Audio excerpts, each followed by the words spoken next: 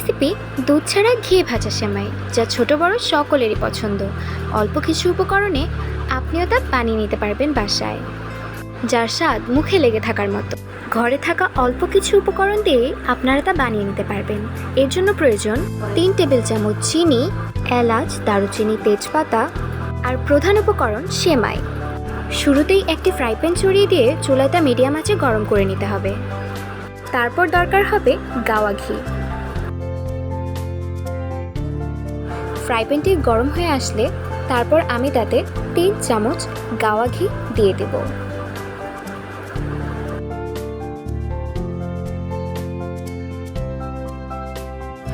তারপর তাতে একে একে তেজপাতা, দারচিনি এবং এলাচ দিয়ে দেব।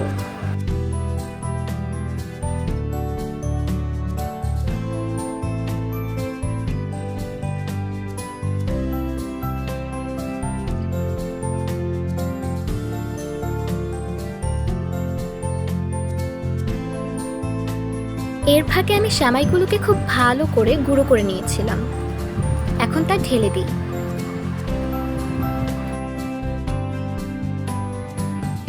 এখন সব শুকনো উপকরণগুলো একসাথে ভালো করে ভেজে নিতে হবে।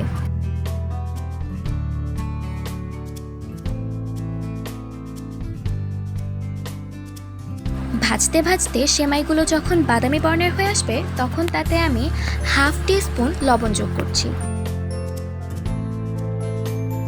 আমি এখানে 100 গ্রাম সেমাই নিয়েছি বলে আমার পরিমাণ মতো হাফ টিস্পুন লবণ দিয়েছি। আপনারা চাইলে এর পরিমাণ কম বেশি করে নিতে পারেন।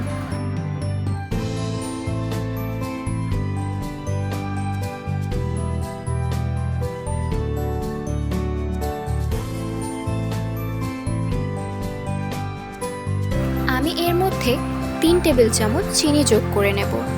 আমি আবারও বলে নিচ্ছি, আপনারা আপনাদের ইচ্ছে মতো পরিমাণ কম বেশি করে নিতে পারেন।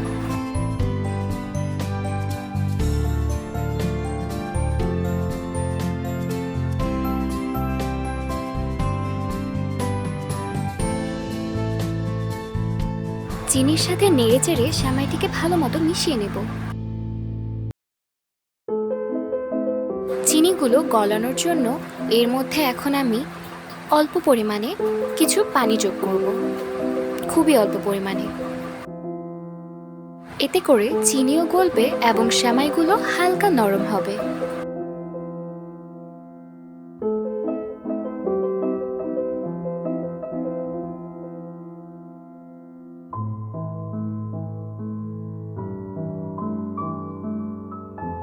এখন আমরা দেখতে পাচ্ছি সেমাইগুলো আগের মতো আর ঝরঝরে নেই।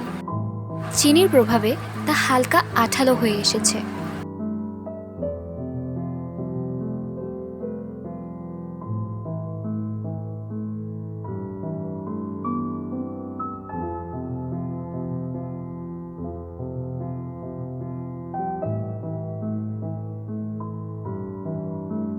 চিনিগুলো গলে আসলে এখন আমরা অপেক্ষা করব পানিগুলো শুকোনোর। বেশি না, আর 3 মিনিটের মতো নেড়ে দিলেই আমাদের ভাজা সেমাই খাওয়ার জন্য রেডি। এখনই খাওয়া যাবে না, তার আগে তো পরিবেশন করতে হবে নাকি। টানটানা, এখন আমাদের ঝুরঝুরে ভাজা সেমাই খাওয়ার জন্য রেডি।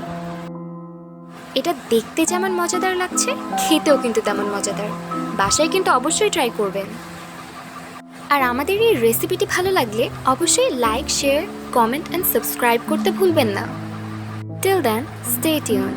আল্লাহ হাফেজ।